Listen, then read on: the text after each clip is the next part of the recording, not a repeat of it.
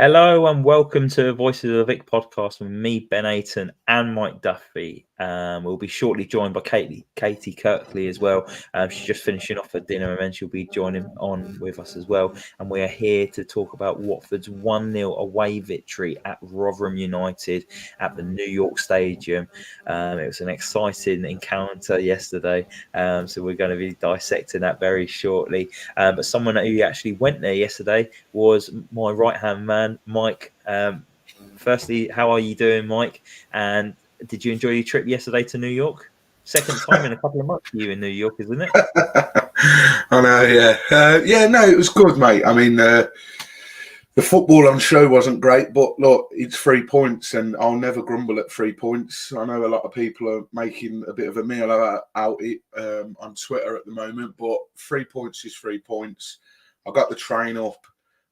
Since passing my driving test, I've just been driving to games because it's just easier to do. But I got the train up and went to the game, and then it also very handily coincided with one of the missus mates that she works with. He turned 30, and he was doing a night out in Sheffield.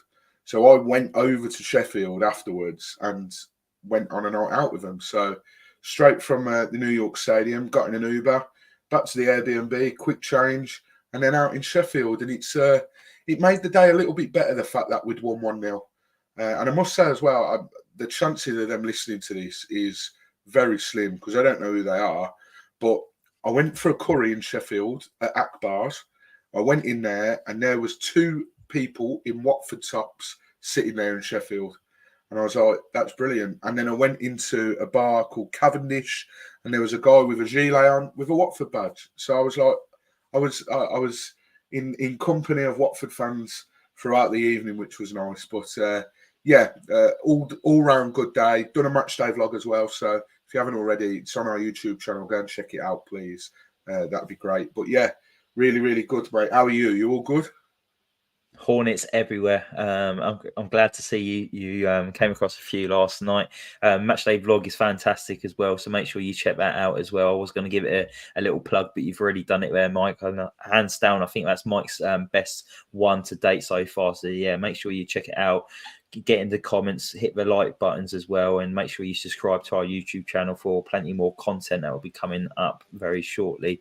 But yeah, all good. Thank you, mate. Obviously, I didn't travel up to Yorkshire yesterday for the game. I stayed at home and watched it. I was talking to you before I came on. I struggled to watch the first half because my 3-year-old just demands attention, which is normal from a kid wanting attention from her parents. But when it comes to 3 o'clock on a Saturday, you kind of want them to quieten down, sit just play on something for 90 minutes, but no, not the case in this household. But managed to watch the full second half upstairs. So like you said, I didn't miss much in that first half, and we're going to get stuck into that in a second. Just got a message from Caity. She is just coming, so she will be joining us very shortly. Make sure you're getting involved in the comments tonight, everyone, or if you're rewatching back on YouTube or listening back onto Apple or Spotify, make sure you get into the comments and let us know your ratings as well. We really wanted to try and push that side of it this year. But yeah, Watford made 4 changes to the team that lost 4-2 to Norwich City on Tuesday night. I had the pleasure of going there Tuesday, and I guess it was only worthwhile for that Yasser Asprilla goal, wasn't it? But yeah, 4 changes to that team. I guess he needed to freshen it up, Val. So in came Siriota, Pollock, Asprilla, and Kiembe. To the changes to that team. Mike, did you like the changes to that team? Obviously, Ryan Porteous came out suspended for 2 games after 10 yellow cards. Jake Livermore was another one who came out, maybe freshening things up in that essence. Mateus Martins came out of the team as well, and also Geordie Chatverdeski. Yeah, I think the changes that he made was probably the right game to make them.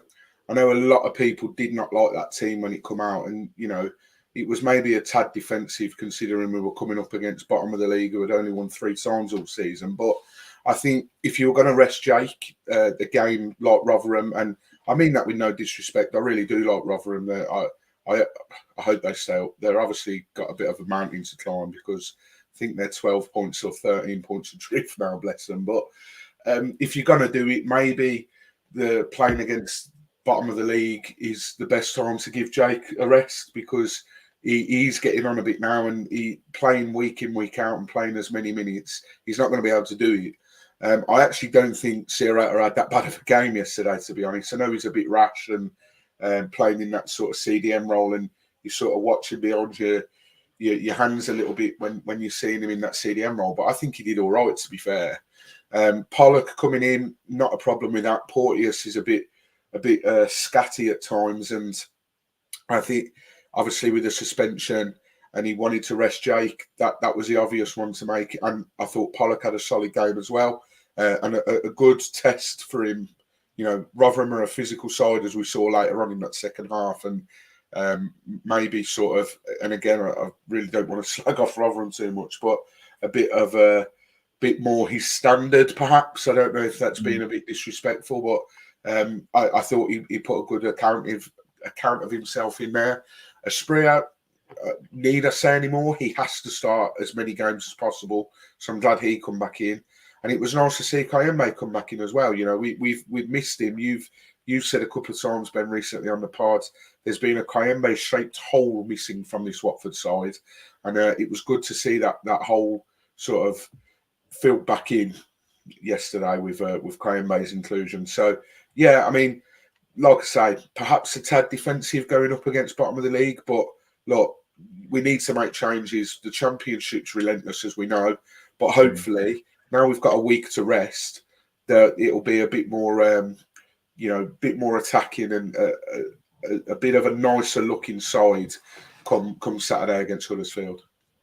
Yeah, it's nice that we've got a full week now without anything going on in a week, and just get the boys on the training ground, and Val can maybe work on a few different shapes, can maybe work on a pattern of play, just to try and work on something a bit different. Because I imagine at the moment it's been coming in for a recovery session, maybe one training session, then traveling the day before a game, then you're playing again, and then it's a circle again, and it's just not been helped at all, and that's maybe why our form struggled a little bit.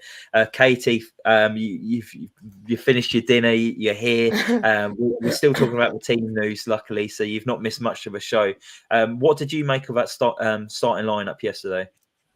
Yeah, kind of just what Mike said. I thought it was quite a more defensive setup, which is why I was confused, because I thought, you're playing bottom of the league, you might as well go for it. But Val said in his interviews, he said, it was just about the win, and we did defend well. I thought, Asprilla scored a great goal. So again, like Mike said, I think that just proves he has to start. And I think now that we have got this week to rest, I'll hope that he's now going to be a bit more attacking in the next lineup, because there's no excuse for saying, well, we played on Tuesday. So I hope that we get to see a bit more attacking, because I do think that's where we have most of the threat, instead of just defending all game. No, definitely. Val actually said that he made the changes to the team to deal with Rotherham's aerial threats. You couldn't really blame him for maybe bringing in the likes of Sierra and Matty Pollock, where they're really good in the air, and that's where we was going to stop Rotherham, and dealt with it really well yesterday, I thought. Quick mention as well, it was actually Ismail Kone's 50th appearance for Watford yesterday. He's sort of quickly wrapped up those appearances, hasn't he, Mike? And how would you assess his first 50 games for Watford? I think that first season, last season when we first saw him, you could tell that the talent was there, but maybe the application and the mentality wasn't there. I think Chris Wilder did an interview, or was it Slaven Bilic with Andrew French? And he sort of said that his attitude wasn't great, and, he was turning up late. And look, we've seen him miss his alarm this season, and he got dropped, and he was devastated about it. And there has been that sort of switch round in mentality from Kone, which has been good. But for me, maybe there's a little bit inconsistencies at times. Like, you'll start him and he'll be the best player on the pitch, and we'll be like, wow, we've got one hell of a player. And then other times you start him and you think he has to start. He starts and he just goes missing sometimes. I think sometimes he can be better off the bench. But look, for me, he's still a young lad adapting to the league. I mean, I couldn't believe it, the fact that he's got 50 appearances already. It felt like only yesterday he joined. but he's only going to get stronger and stronger. And for me, this kid can go places, and he's clearly a very talented footballer and one that we're very lucky to watch. He is a joy to watch, isn't he? He glides across that grass, and I love it when he just drops a shoulder and he loses his man. And there's a lot of urgency in his play, and he's quick in possession as well. And it's exactly what we need to try and keep the tempo up. Caity, what did you think of that first half yesterday? It was a bit of a performance for us, didn't it? Really, we had a lot of the ball, but didn't really do too much with it. What did you make of it? Because obviously you went to the game yesterday and you was in the stands. Yeah, I thought that the first half was pretty boring. Nothing really to say for. I thought we were trying, but we didn't look like we were going to score. And I was thinking, oh God, this is giving Rotherham are going to sneak one at the end, or we'll just try and defend all game, and then they'll get a lucky goal, just like how we've been in loads of games, like the Cardiff game. I did think we started slow, just really scrappy. The game was very relegation battle. We didn't look on top at all, but like we've said, all it takes is sort of one chance. But I do think that we grew into the game a bit. Rotherham did have some chances, and in the stats, I'm pretty sure Rotherham had quite a few shots actually. So they were, they saw that game as probably a winnable game, and they did go for it. But we stood our ground, we defended well. But like I said, the first half was really very scrappy, sort of both teams trying to go for it, but no one really making a huge effort. Yeah, you're right there. Rotherham did start off probably the stronger sides, didn't they? Pinned Watford back a little bit. Watford was maybe sussing them out a little bit, and then we grew into the game, had a bit of possession. Mike, talk to me about Ryovic in that first half. Nothing really stuck to him, and obviously you and Caity was at the game, so you didn't actually hear about what Dean Holdsworth was actually saying about him. He was not impressed. I heard about that. Ryovic. He couldn't really hold in what normally a co-commentator would have to try and avoid to say or keep to themselves. He just had no filter, and he was basically saying that it was poor and bits and pieces. There was one bit in that first half where Mileta Ryovic had the ball and laid it off to Yasser Asprilla. And then he got the ball back, and maybe Yasser Asprilla should have maybe had a shot there, and maybe Ryovic could have got into a better position, but he just wasn't really at the races yesterday, Ryovic, was he? In second half as well, he played it straight to a Rotherham centre half instead of playing the ball through to maybe Tom Ince. It's not getting any better for Mileta Ryovic, is it? No, that question you've just asked me and that sentence you've just said, getting deja vu, Ben, because how many times have we said that on the pod? And that chance you're referring to, for me, Yasser has to shoot there. I don't know what he's trying to do. Fair enough, Ryovic has found him in that space. But too many times this season, I think we try and score the perfect goal. And it doesn't matter what level of football you're at, you have to test the keeper. And look, Victor Johansson is a very talented goalkeeper, someone that I'd love at Watford, and we've mentioned on this pod before. I've no doubt he will get a championship move next season. But at the same time, they are bottom of the league, and I'm pretty sure they've conceded the most goals in the league. So have a chance, have a pop at the keeper, test the keeper. I saw our friends over at New York Talk, the Rotherham podcast. They put a tweet out, and they said they put a tweet out earlier today saying, "Look, you've had 24 hours to sort of fester on it. What's your thoughts?" And I was having a quick read through to see what they thought of the game, and one of the comments said, Victor Johansson, other than the goal, which he couldn't really do anything about, he had nothing to do. And it's right. And how many times is a goalkeeper going to come up against Watford this season and have such an easy day? But yeah, look, Ryovic, for me, we were just chatting before we come on air, Ben. I feel so sorry for him. I really want it to work out. He's got 10 goals this season, but he's just so poor. And like I said to you, he might as well have been sat next to me at the game yesterday because he was no use on the pitch. And like the last couple of games, if we're really clutching at straws, you could perhaps say that his hold-up play / link-up play is getting a little bit better. And it's great to see. But yesterday, he just offered nothing, genuinely offered nothing. But the worrying thing is, Ben, and you could open a whole different can of worms here, but it's the recruitment. Bio's out injured for however long. I think they said 2-3 weeks. Dennis isn't ready to start, and even when he is, Val seems a bit reluctant to play him through the middle. I know that's where he played against Leicester and got his goal, and even when he come on yesterday, he didn't. But we haven't got anyone else. Adu Poku, if you looked at the kids, Adu Poku went out on loan to Kings Langley. Adeyemu's only just coming back from a long-term injury, and to be honest, was he ready for the EFL? Yes, he scored a goal on the GT Memorial Day, and it was all very, very nice and whatnot. But was he really ready? Probably not. So we really do lack up front, and it is worrying because the only reason he's getting minutes, Ben, is we got no one else at the moment. So it does worry you, but I feel like everyone has to be on their A game for Rajvic to score. I mean, look at the goal he scored against Norwich, and he even almost fucked that up as well. And you have to do all the hard work for him. And he literally, it's like me at five-a-side. Like, you do all the work for me, that's fine. I'm just going to tap it in on the line, happy days. And some strikers make a living of that, but he has to do better. His all-round game. And look, I've just seen a comment coming now. I've not read it to full. Yeah, I'm going to read it out. Yeah, he is still new to the EFL, so I will cut in some slack there. But at the moment, you almost feel like, you know, when you see his name on that team sheet, you just feel like you're starting with 10 men, and there's no hope. So, yeah, it's frustrating, Ben, to say the least.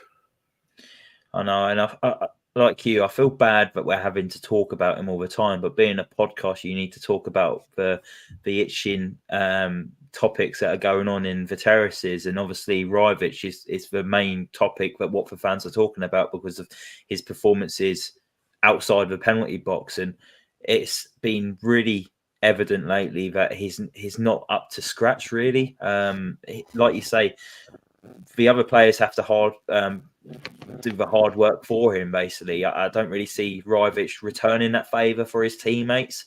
And yesterday, Caity, just looked too slow as well. The amount of times the ball got played through to him or the ball put in behind the defender, you think any other player, I think a 70-year-old granddad would probably get on the end of that quicker than Rajvic.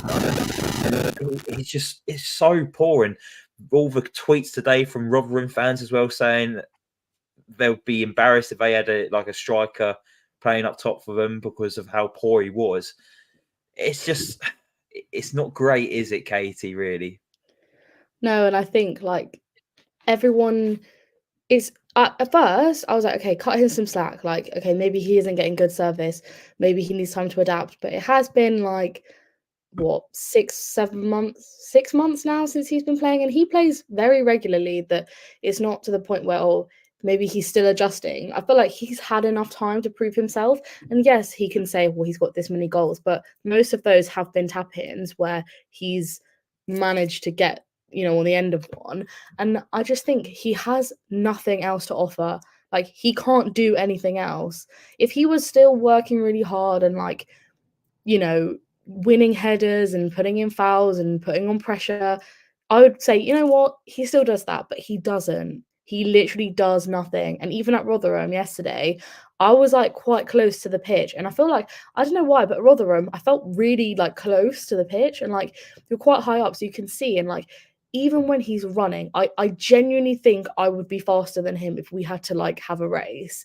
Like every time he runs to the ball, he just looks like he's out of breath all the time. Like, I don't know if it's a fitness thing or, he did play the full 90, but genuinely he was so slow when he was trying to like chase the ball. And I'm thinking, oh my God, like you're a professional footballer. I can probably run faster than this. I just think like there were so many moments where he's in a good position and he's calling for the ball, and he is in the right position. The players are reluctant to pass the ball to him because he loses it all the time. He will literally be in a great position where it's like one-on-one. The players won't pass to him because they know that he'll manage to mess it up. And that is what he did so many times. He'd just lose the ball or he'd lose the header. Like, he's literally the tallest person on the pitch and he's losing every single header. And you just think like Mike said, it's like playing with 10 men when he's on there because he genuinely adds nothing to the team. He looked absolutely knackered as well at the end of the game yesterday. I was knackered watching him. Yeah. But All look, this heavy breathing, I'm thinking, oh my God. I think to him as well, though. He's obviously. I'm gonna have to try and stick up for him a little bit because I don't want this all as like a bashing for Miletarevic, but he's obviously came to a new league, which is a massive step up. He's just played 2 90-minute games back to back, and he's been on the bench before, really, hasn't he? He came on against Leicester after Bayer got injured, so he's played a lot of minutes in the last 3 games. So maybe a bit acceptable why he might be blowing a little bit, but then that's down to Val and his management team, really. They should maybe be conditioning him a bit better to make sure that he's ready for these games. The only positive I would maybe say from Rajovic from yesterday's game is that he was good defensively from corners. I thought he got his head on a lot of balls. Yeah. So I would probably say that, but the other area up the pitch where he should maybe be doing a little bit more or a lot more because he's being paid a lot of money to put balls in the back of the net. He didn't really do that yesterday. So that's just me trying to stand up for him a little bit just to show that we're not slating him off completely. But I am with Mike and Caity. He needs to offer so much more. And it's not good enough for a championship striker. 10 goals, yes, that's fantastic. But for me, I want more from our striker. They have to be involved in link-up play. They've got to run the channels. You've got to win headers. He doesn't win headers when he's challenging. Okay, he can clear a ball from a corner, but that's about it. Lots of comments on this subject about Rajovic as well. So I'm just going to read through some of them. Lots of viewers tonight as well. So thank you everyone for watching. Make sure you hit those like buttons and subscribe buttons as well. Echo says, I accept Rajovic is still fairly new to the EFL. However, I would expect to see some improvement in his all-round play. There just isn't. Honestly, we need to move him on in the summer. Jess says Rajovic is just shite unless he's in the 6-yard box, and even then he looks like he's trying to miss sometimes. Philip Crouch says on Stats website, Rajovic lost the ball 24 times in the game. Bedless says that's the problem. He has to come and try and win the ball back. He is not a midfielder, and dribbling and winning the ball back is not his job. Scoring tap-ins is his job as he is a striker. I think, yeah, lots of comments so far, which we're absolutely loving. Mike, was you going to say something just then? Yeah, sorry to put in that. I think sometimes I understand that. Look, how many strikers has there been in football where they make their bread and butter is tap-ins? You hear about Fox in the box. You know, Igalo was like that to a certain extent. But I think this whole, his office is the 6-yard box, which is what he used to say. And he went through that purple patch of scoring a lot of goals in the 6-yard box. I think that's all well and good, but he's not consistent with it. We've seen so many times this season where the ball will land to him in an area where he scored before. And you're thinking, yeah, happy days, he's going to score, but he doesn't. I just feel like he's a confidence player as well. And I know that might sound quite obvious, a lot of footballers are, but I think, you know, he went through that purple patch earlier in the season where he got the bulk of his goals. And I think we're maybe starting to see what he's like sort of throughout, because that purple patch isn't still happening. And I accept, you know, what this Bedless chap is saying, but yeah, it's. I think it's just frustrating that the fact is we've plucked someone out of the Danish league, and I think he was playing sort of semi-pro only a couple of years ago, and we've chucked him in and said, right, we want to build a team to get to the playoffs. You, who was playing semi-pro football however many years ago, you're going to lead the line for us, and we want you to score all our goals. Just doesn't add up. So yeah, that's all I was going to say. No, perfect. And what I will say as well is it looks like Val's given the boys a couple of days off, because he updated his Instagram story earlier of him on a plane. So it looks like they're maybe getting a few days off, and that's probably what he needs as well. Like I said earlier, he's played pretty much 90 minutes in the last 3 games, so he does probably need a bit of a rest. We'll move on to the second half now, though, and it was a moment of magic from Yasser Asprilla, Caity. 2 screamers in 2 games from Yasser, this time collecting the 3 points for the Hornets. what a strike from him. He was asked in the interview afterwards what happened, and he said, "I just hit it." That's what I like. What did you make of yesterday? What did you make of a goal? What was the scenes in the away end like? Yeah, I think I think that he's a great player and has been for us all season. I think he just adds that little bit of quality over someone like Martins, who is a bit inconsistent. He is always looking to attack, and sometimes, yeah, he will lose the ball and he's not always 100%, but when his little moments of magic work, they really work. And like we've seen in the last 2 games, he has scored like 2 really, really good goals. And I think that just shows how he is. And even in his interview afterwards, he said, Val's always telling him to look for the rebound off a free kick or a corner, and he said like that's what I always try and do. He's always looking around the edge of the box, and I think that is just someone, like you said, you just got to go for it, go for the goal. Not none of this trying to walk it in and be all fancy. Like sometimes all you need is a bit of luck and a massive hit, like, and that's what he's managed to do. And I think his celebration after, there was loads of passion in that celebration as well, which was really nice. And it did lift the spirits because the game was quite boring, and it was probably one of the most boring away games I've been to. Even that atmosphere was quite flat, and then that really lifted the spirits around everyone around me was up on their feet. So that was really nice. And I do think after that goal, even though we didn't score again, I felt like we were in a bit more control of the game, and I feel like the spirits were lifted more from in the players as well. So I thought that it was really good, and it was, even though he hit it, I still feel like it was quite a team boosting goal. Like I do think it was good for everyone, and everyone was really happy on the pitch that we'd scored. So yeah, it was really, really good again, and it was a great goal. It was a great goal, and you say it gave a team a bit of a boost. Mike, I think the double substitutions 3 minutes before gave a team a bit of a boost as well. It added a bit of urgency as well, and Tomins won the corner down in the far end where Yasser Asprilla ended up scoring off the back of it. But that's the sign of Val's been bashed quite a bit lately for his substitutions, but that double substitution in particular helped out Watford massively, didn't it? Yeah, he did. And I must say a word on Tom Ince. I thought he did well yesterday. The bloke come on, and you said to me before we come on air, Ben, you said he had to play like 3 positions in the space of what? He come on in what, the 60th minute or something like that? Might have been earlier actually, but yeah. He's lucky that Daniel Batman wasn't playing, because he could have ended up in 4 positions. Yeah, exactly. He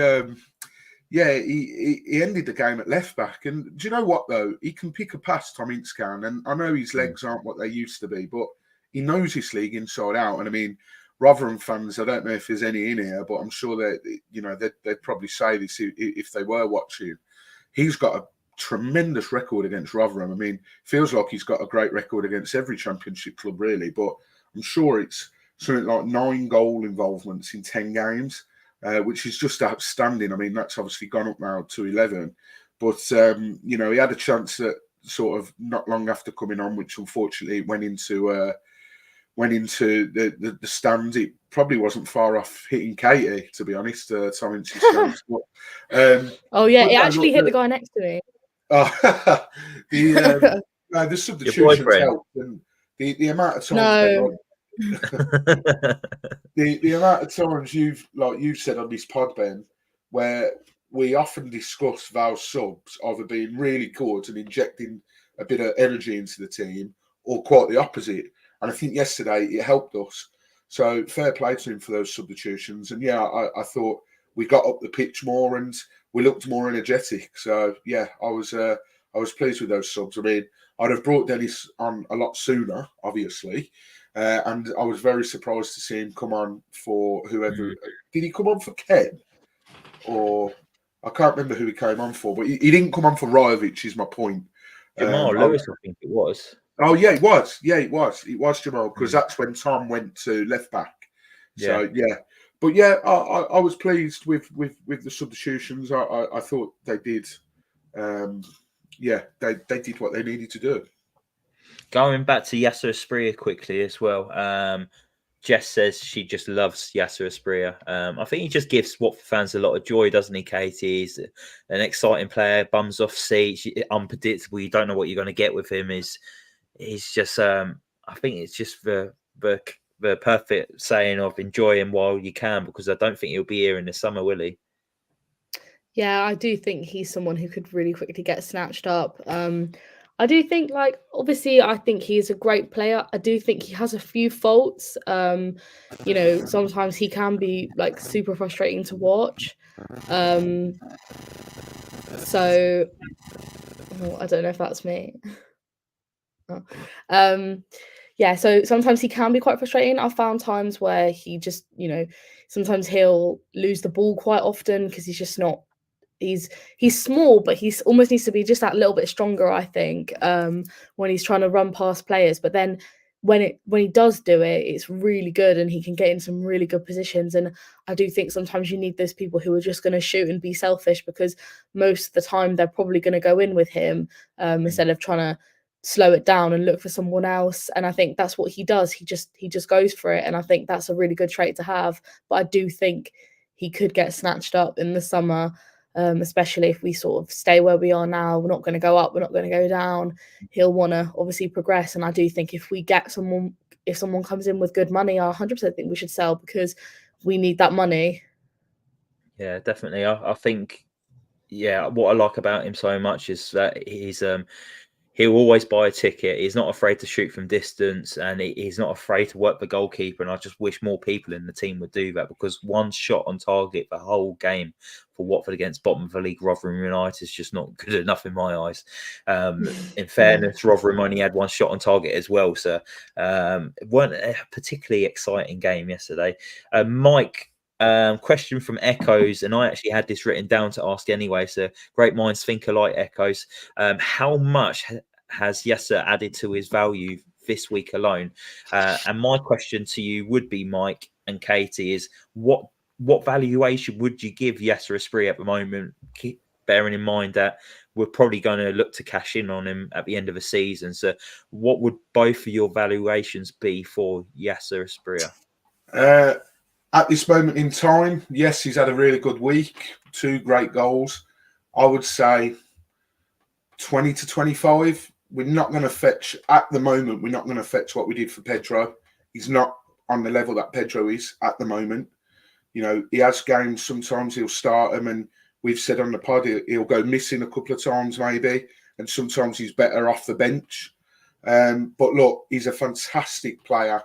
We really have been lucky over the years, as much as I hate him, Richarlison, we've seen him, come through. He's playing at Tottenham now. We've seen João Pedro, and now add Yasser Asprilla to the list, and hopefully Jorge Hurtado, although he's been recalled because of an injury which he got in. But I think he'll fetch 20 to 25. But it all depends how he ends the season. But yeah, for right now, here and now, 20 to 25 mil is what I'd say. For everyone watching live at the moment on YouTube as well, get in the comments as well. Let us know what your valuation of Yasser Asprilla would be as well. Caity, what would yours be? Yeah, I'd probably say around, hopefully, like 20 with him. I do think it makes me like annoyed how cheap we sold Pedro for, because I can't believe. I mean, I'm glad that he went there, because obviously he's now being able to flourish, and I do think 30 mil fares, but I do wish we'd almost gone for more, because I wouldn't say that. I think Pedro and Asprilla are kind of the same, but I would not say they are on the same level. I do think I would, if you said, oh, now Pedro's gone for 30, you'd probably say Yasser maybe like 15, I'd probably say, because I would say it's, but he is still young and you never know. So I'd probably say anything that's like 18 and above, I'd probably be saying, yeah, that's probably fair. But you never know, and he might want to stay here for longer and even build up more and more and more, and to the point where he can then stay here for a couple of seasons, make his mark, and then you might have people showing even more interest with even more money. It all just kind of depends on the player. I can see him staying, because there was that thing released in the summer saying that he wanted, he didn't want to leave and he wants to stay. So I think it really depends on who comes in and what kind of club he goes to, because I really hope he goes somewhere, not Brighton, but almost like Brighton, where he'll actually go and play, because it really is a shame when they go to these massive clubs and they just sit on the bench and then they do nothing. And I think that these people who are coming through our club want to play. They want to play all the time. We've seen it with Dennis. All he wants to do is play, and he ended up going to Forest where he never played, and he was sort of stuck in that rut. So I hope that he goes on and gets to play, because that's what they want to do. I think it's got Brighton written all over it. I think they've been looking at him before as well, so I wouldn't be surprised. Also, talks of Real Madrid looking at him before in the Under-20s World Cup not so long ago for Colombia. So who knows? It won't be long until one of our ex-Hornets represents Real Madrid, whether that's Richarlison or João Pedro or Yasser Asprilla. But my valuation, I think, before the Norwich and Rotherham game, I would have said maybe between 15 and 20 million. I do think he's probably added an extra 5 million onto his valuation just purely from this week, showing how much of a big player he is for the team. So I think anything now maybe between 20 and 25 million. I hope it's...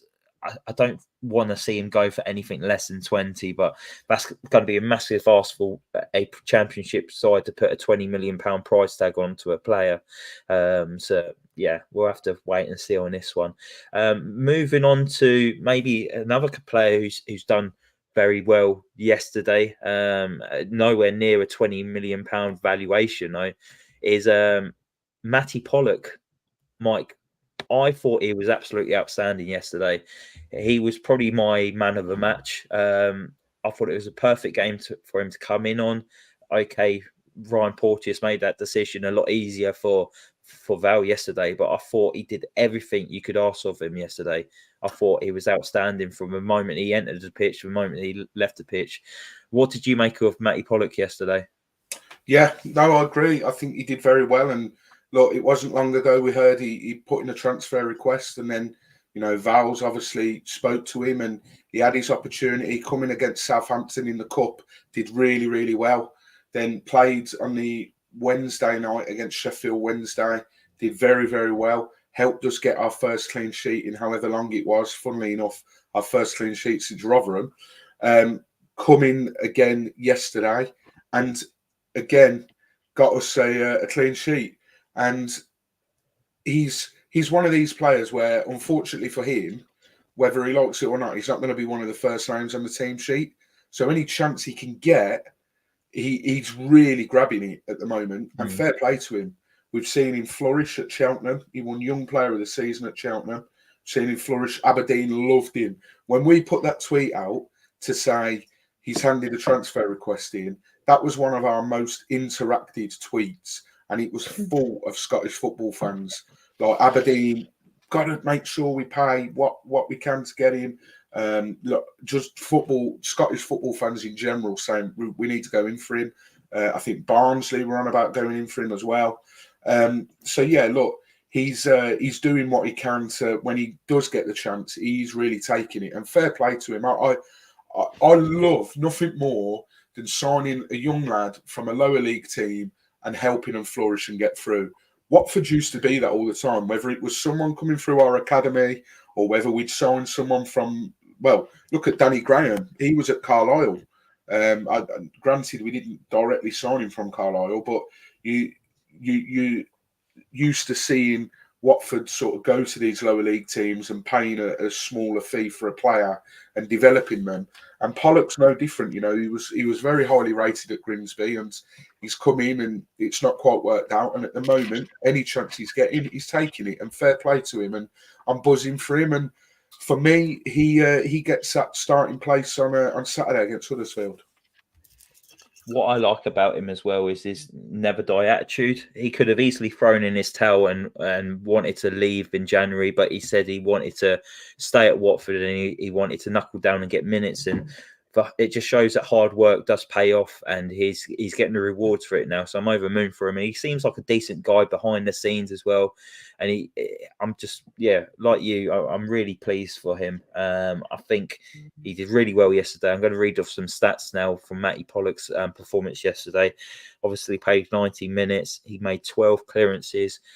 He made 2 blocks, 1 interception, 1 tackle. But for one that stands out for me the most is aerial duels. Out of 14 aerial duels, he won 10. So very dominating in the air yesterday. And I thought his partnership with Wesley Hoot was very good, and that they mirrored each other very well. Caity, what did you make of Matty Pollock yesterday? Yeah, I thought he was really good, and I think in all the other games that he's played, I thought he was excellent as well. I do think when he had that bad game, I can't remember who it was against, where he was like the first game he played, and he was like not very good. And I feel like that one game has sort of painted his image in Watford, and everyone was kind of like, yeah, we don't want him, he was rubbish, da, da, da. And I think, I don't remember if this was maybe in an interview, but I feel like, didn't he like say something about how that night's like, oh, maybe it wasn't him, but he like said, oh, he really wants to prove everyone wrong, that he's better than that and stuff. And I thought that was really nice. And like you said, I do think it's, the attitude, he could have just gone, actually, yeah, I've messed up here. Like, I'll just go find another club. Like, and, but he's stayed here for, I don't know how many years he's been here now? 2, 3? Probably about 2, 3, yeah. Yeah, and he's still here, and he still is saying, I want to play in the first team. Like, that's a lot of commitment to be here for that long and still want to, play. And he's finally getting his chance. And I do think he is writing a lot of, he is, showing us what he's all about. And I do think those loans could have helped build a confidence. Like you said, the fans at his other loans really, really liked him. And I do think we're seeing what they saw. And I'm really happy for him. I think he's really passionate about the club. He's always first to jump on social media and be like, oh, what a win. And, it was a clean sheet for them as well yesterday. So I think he's been really, really good. And I do think he fills me with a lot more confidence than Porteous does sometimes, because Pollock's just more composed, and I think that partnership with Hoot is really, really good. So I would happily let him start on Saturday and for the foreseeable. Matty Pollock's like an old school defender as well, no nonsense as well. If the ball comes to him, he doesn't care. He's gonna boot that into the stands, because that's his first job, isn't it? Is to defend. So that's what I like about him. It's the no nonsense of him. A couple of tweets we had in yesterday about Matty Pollock as well. Ben Matthews says Pollock is far, far better than Clemente Porteous. Pete Jones says top performance in a shitty team performance from Matty Pollock. Jess Jones says Pollock was dog spot Pollock. But yeah, really, really impressed with him yesterday. Move on to our next subject, and probably our last subject before we wrap it all up. Echoes says Val gets a lot of stick. However, it's the first Watford manager in years who's improving players. Asprilla, Kiembe, Kone, Andrews, and to an extent Hamer have all benefited from his coaching. Wanted to read that out quickly before talking about the next subject, whereas in Val. I don't get Watford fans sometimes, especially after a victory, where they call out managers and wanting them to be sacked off the back of a victory. Yes, it wasn't pretty yesterday, but like Mike said at the start of the podcast, a win's a win. And I think it was all about finding the 3 points yesterday. I think 3 points was more important than the performance. You can build on that. And for Watford fans to come out saying, I want Val to be sacked is absolutely ridiculous. And I think you just need to take a step back and not be so jumpy in your comments. I just don't think it's helpful. And I think Watford fans can be very reactionary on performances after the last couple of seasons, and we don't help the matters with the managerial merry-go-round that goes on at Watford Football Club. Let's not feed fire to feed. I don't know what I'm trying to say. Let's not add any speculations or anything to the wolves or fires. We don't need to add that for Gino. Let's just get behind the manager and give him support, because I think we're easy to go, oh, it's been poor lately, sack the manager. We need to get out of this. We need to snap out of it. We all want a manager to stay for the rest of the season. And me personally, I think Val's doing a tremendous job.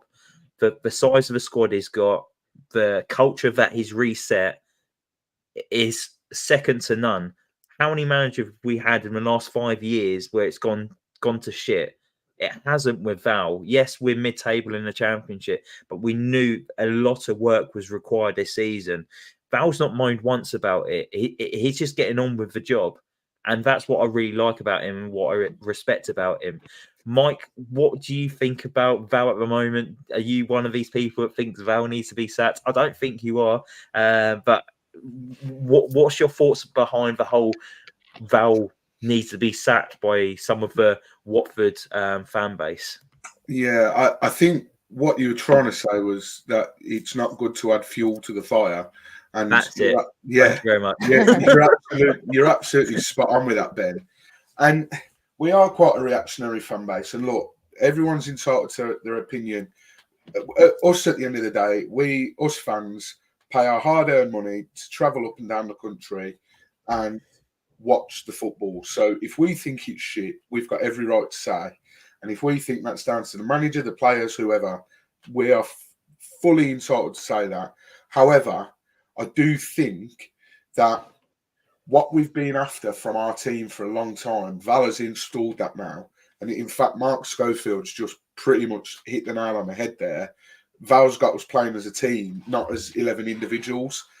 And that's been the problem of Watford's for the last sort of 3-4 years. Well, maybe not that far back, but certainly the last 2 or 3 seasons, we've had a team of individuals rather than a team of, rather than a team. And I'm slowly starting to see that togetherness again from Watford. And I think the problem we had was we started the season so brilliantly. We absolutely battered QPR. And looking back on it, probably a bit fortuitous because QPR were awful. Gareth Ainsworth didn't last long at all. And, probably started off on a bit of a false footing, to be honest. And then we had that run where we didn't win for a while and everyone was like, oh my God, they're going to sack him. And then we offered him a new contract, a contract extension. And then people were like, why are we offering him a contract extension? We've not won in however many games. Then we went on that bit of a purple patch where we only lost like 4 times in 20 games or something ridiculous like that. And that got us sort of knocking on the door very quietly to the playoffs. And now we're sort of, I think, in the middle of the road where we should be, where if you'd have said to a Watford fan, right, forget playoffs, you're not going down, middle of the road like it was last season in terms of positioning, but instead you're going to see a team working for each other. You're not going to see players that don't look like they give a shit. Basically everything we want, just the league position will be middle of the table. We're on about rebuilds. Some people think we have, some people think we haven't. We've got a small squad now, and I think Val's doing a really good job with what he's got to work with. And this season for me is all about getting that team togetherness. Playoffs would be amazing. They're not going to happen. Whether you like it or not, whether you're the most optimist guy in the world, they're not going to happen. And for me, to finish mid-table with a team that look like they care and give every last bit they've got for that team, that is what I want, because the last couple of seasons I've not seen that, and it's bloody frustrating. I mean, I didn't go to many games last season or the season before, but those games I did go to, the final whistle's going, and they don't give a rat's ass. They're straight down the tunnel. They're like, right, game's done. See you later. This team now, much, much better. I mean, I've been very fortunate. I've done 8 games this season. We've won 7 of them and drawn 1. So I've not seen us lose. But some of the performances have been shit, but we still get a result. And at the end of the day, Ben, I have said time and time again, in this league, it does not matter how you play sometimes. It's about getting that result. And the fact that we can win pretty and the fact that we can win ugly, for me, Valley's building something really good here. If we sacked him, we're back at the start. We're back at that merry-go-round, that craziness, and we might as well,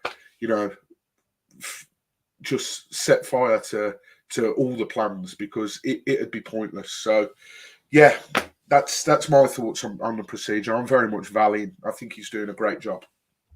Yeah, we've still got loads of people watching tonight as well. So make sure you get your comments in about Val. Make sure you hit those like buttons and the subscribe buttons as well.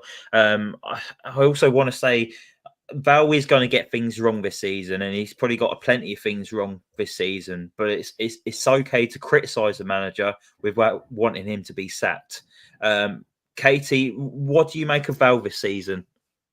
I think I was literally going to say exactly what you said. I do think Sorry. sometimes no, it's fine. No, but I do think, like, you know, managers will make mistakes. They will make dodgy subs, and you can say, why has he done that? Why has he done this? Do you think every club that's had a long-standing manager hasn't ever criticised them? Of course they have. And sometimes, like we've said, our fans are our worst enemies, and sometimes because we are so used to this, okay, once there's a bad result, okay, if we go on a bad run, the manager's going to get sacked.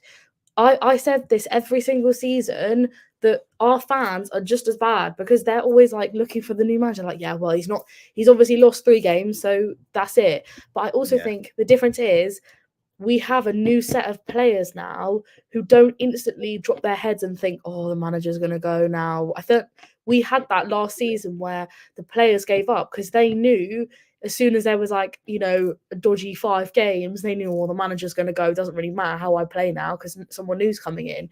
The players now that we have don't have that attitude. They don't have, oh, well, it's, tomorrow there could be a new manager. We don't know. I mean, obviously we don't know the ins and outs of the club and what the players are thinking, but I do think he's got a better attitude. He doesn't come crying in the interviews like, oh, well, we go again. Da, da, da. Like, he is clearly building something, and I think our fans are really ungrateful. You know, we are not top of the league. We are not bottom of the league. We are mid-table, and we are rebuilding. And I know everyone's like, well, we're not rebuilding because we haven't signed anyone. Da, da, da. Rebuilds don't happen in one summer transfer window and one January transfer window. This takes time. It's a process.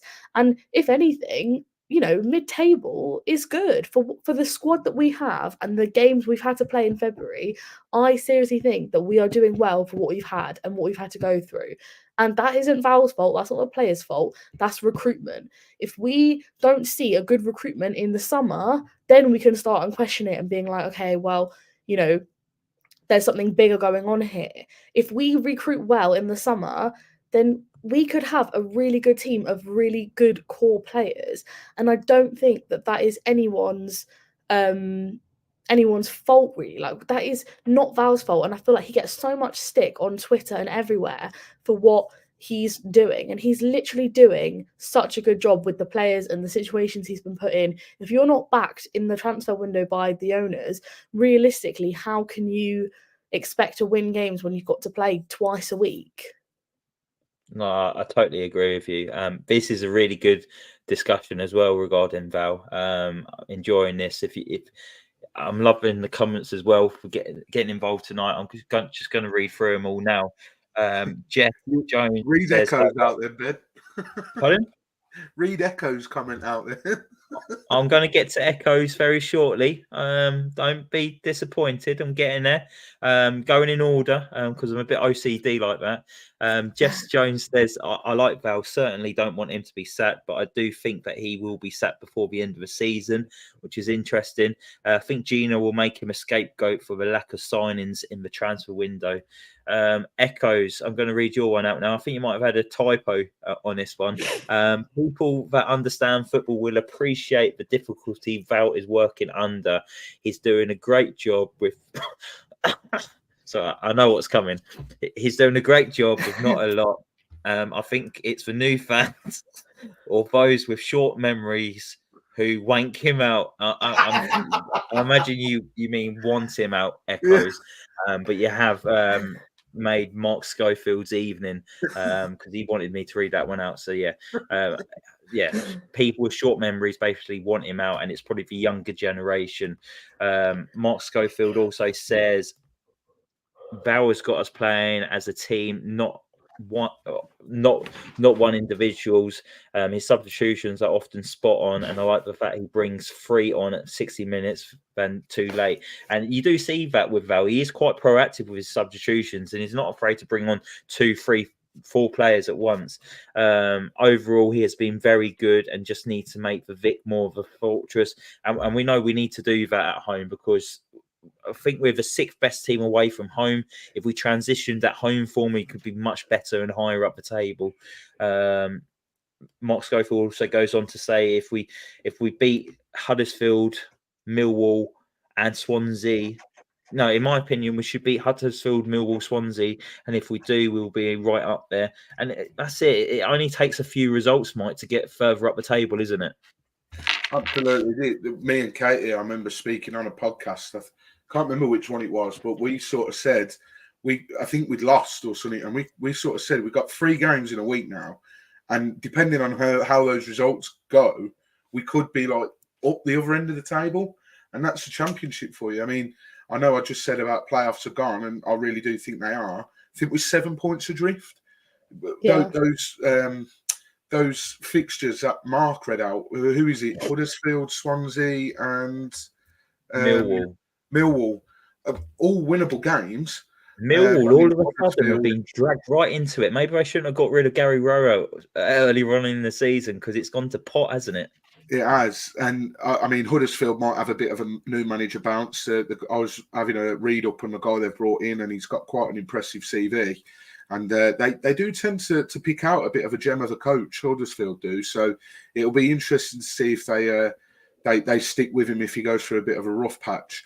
Millwall, that could be another one. They might get the itchy trigger finger and pull the trigger on him. Joe Edwards, young manager, he's not doing well at all. They had a really poor result yesterday against Sheffield Wednesday. And Swansea, bit of a bogey team at home. I think our record against them at home hasn't been great. Obviously won there earlier in the year, which was amazing. But yeah, look, at the end of the day, this is a Championship. It's crazy. You know, you win those 3 games alone, and you know you could shoot right up the table. But for me, middle of the road, a team that looks like a team again, fighting for the badge, giving it their all. I'll take that all day. And if that means that we challenge for playoffs next season, so be it. But I'm enjoying watching Watford again, which is a lot to be said considering the shot we've had to put up with for the last couple of seasons. Yeah, it has been more enjoyable this season. We're going to wrap it up very shortly.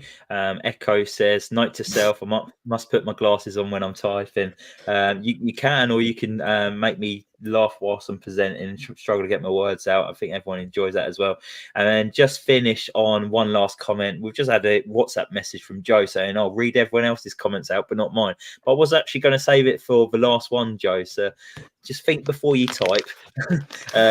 Joe says, if there is one thing I'd say about Val, it's he needs to figure out what his starting 11 is. I still don't think he knows what his strongest 11 is, which is why he makes so many subs each week. This would be cut down if he started to know his right side. But this is what I love about football. It's all about opinions, and everyone's opinion's different, and every opinion matters. So yeah, really appreciate all the comments tonight with really high in interactions, and this is what we want our podcast to be. We want you guys to get involved. So really enjoyed it tonight. So thank you very much. Been good discussion across the board on all subjects. If you have liked this video, hit that like button and also hit that subscribe button. We'll be back midweek for a preview of the upcoming game with Huddersfield Town during the week. I think it's going to be held on possibly Tuesday or Wednesday, Mike. Yeah, you mentioned that, and I've not actually sorted anything. So yeah, it might just be me and Mike. yeah, it'll be out Tuesday or Wednesday. Yeah. All right, perfect. So yeah, keep your eyes out for that. We'll get something sorted for it. And other than that, we'll be back next weekend for a review of a Huddersfield Town game. So yeah, we'll see you all soon. So yeah, thank you everyone for watching tonight. Hope you enjoyed it, and we'll see you soon. Come on, New Orleans.